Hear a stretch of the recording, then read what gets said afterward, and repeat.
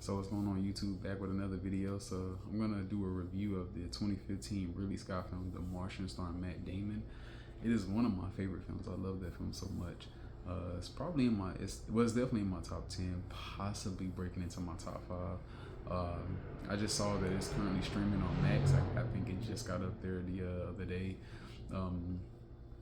It's a really great film though. If you haven't seen it, you should check it out. If you have seen it, let me know down in the comments what you think of the film. It is just a phenomenal film, in my opinion. And I'm just gonna go through a few of the reasons why I love the film so much. So starting first and foremost, right, you got to start with Matt Damon's performance. He really anchors this film, and for it to be a film about a guy stranded on the planet by himself, it's a very upbeat film. It's a very cheerful film, right?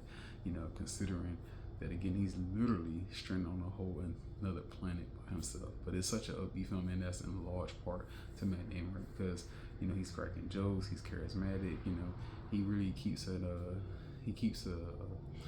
cheerful mood considering his dire circumstances, right? So, you know, he really carried the film in that regard. But another reason that I think it's a very upbeat and cheerful film is because we really see the world rally around bringing him home, right? Like we see towards the end of the film, you know, when they're on the mission to actually go get him, his crew, we see everybody in Times Square, you know, like cheering him on, you know, trying to bring him back home. We see, you know, other countries get involved in trying to help bring him back home. We see all the folks at NASA, you know, doing everything they can to bring him back home. His crew members, right? Once they find out that, you know, he's alive, you know, they instantly it's like, hey, let's go get him. Let's turn around and go get him, right? Another thing too, right, is that you see some of the characters at NASA, right? Some of the characters there, Sean Bean in particular and Jeff Daniels, right? They kind of have a differences on agreement on like what to do as far as like, you know, should we tell them, you know, should we tell this crew or whatever, right?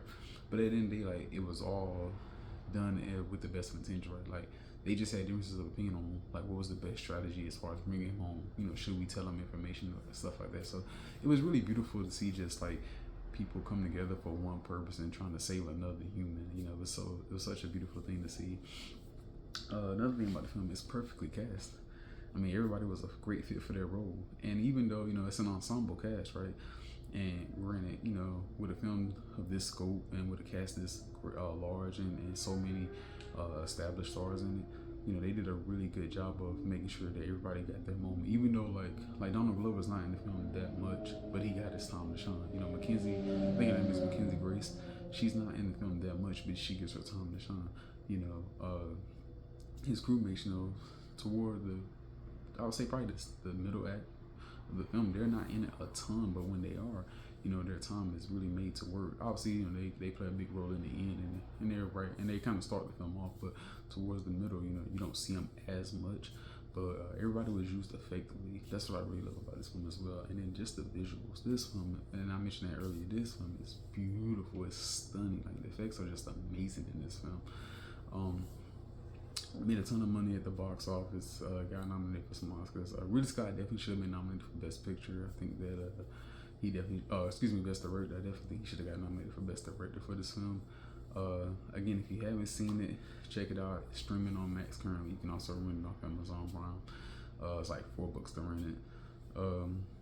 Yeah, check it out. It's a phenomenal film. Very upbeat film considering what it's about. I love it. It's one of my favorites. And like I said, just let me know down in the comments what you think. Thank you guys for watching.